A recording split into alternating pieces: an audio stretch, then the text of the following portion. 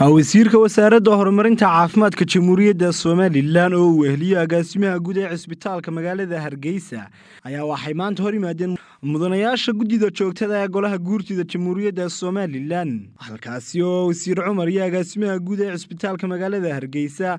ay faahfaahin ka bixiyeen waxyaalihii uu qabsoomay sanadkii tagay 2019 iyo hiigsiga ay leeyihiin sanadkan 2020 ugu horeyntiina waxa halkaasi ka hadlay wasiir Cumar oo si faahfaahsan uga warbixiyay waxyaalihii qabsoomay sanadkii tagay 2019 istaraatiijiyadii xanuunka Ebola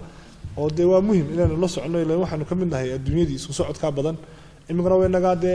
free zone bilownay ku fikirana inaynu bad iyo cir iyo dhulba isku socodku bato marka isku socodku batana wax badan ee dadkii waxay sidaan xanuun bay sidaan adna way ku keenayaan ka qaaday marka in la socod xanuunada aanu sameeyno Ebola marka istaraatiijiyad baa sameeynay hay'adaha caalamiga ugu horeysa WHO waxa nagala qabtaan oo ka wada shaqeyno oo ay tababarka iyo qalabka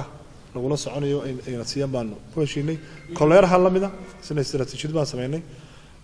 arintii muxuu nafaqada oo sanadkan iyo 2020 nutrition kana istaraatiijiyadu waa dhameystirnaa wadna iyo sidoo kale private sector-ka Soomaaliland marka inta laga hadlo 60% wax ku dhow adeegyada caafimaadka in waxa bixinaya dadku waxa uu tagayaan private marka laba shay inuu uga baahan yahay koow si hore aanu sheegay inaynu cid ka hawlgalayso inaan la socono tayadeeda labo goobaha caafimaadka inaanu intaan la furinba aanu siino ogolaanshaha intaan la siino la qiimeeyo goobtan caafimaadku qalabkeeda iyo meesha ku taalo iyo cid ka hawlgalaysa iyo adeegyada bixinayso iyo intaa waxa dheer private-ku iyo public-ku labadaba inagu maamulo waa qarankii uun bay hoos yimaadaan inaga laftoodina la koriyo ama ha noqoto gaar ahaan tusaalahaan kale marka laga hadlayo dawada kamariyada keena in iyaga laftooda tababar la siiyo habka dawada loo keenayo sida loo kaydinayo haddii ay farmasiyo tahay dawada sida loo iibinayo loo bixinayo kuwa lafteedina marka inaynu sector-ka laftiisa aynu xoojino waa qorshaha way nagu jirtaa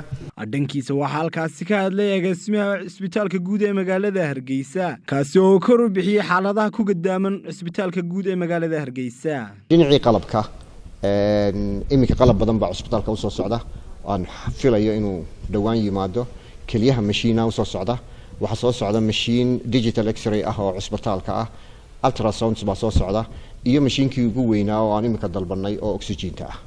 oo dib weyn baa cisbitaalka runtii taala machiinkii hore wuxuu noqday gabaabsi waan sheegay gudida maalinta warbixinta waan ugu daray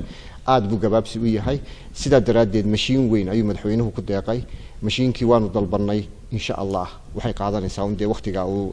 iman doono Allahu a'lam laakiin waa machine la dalbay machiinkaasina Shaakir Axmed Ali Shaakir Boodari Somali News TV Hargeysa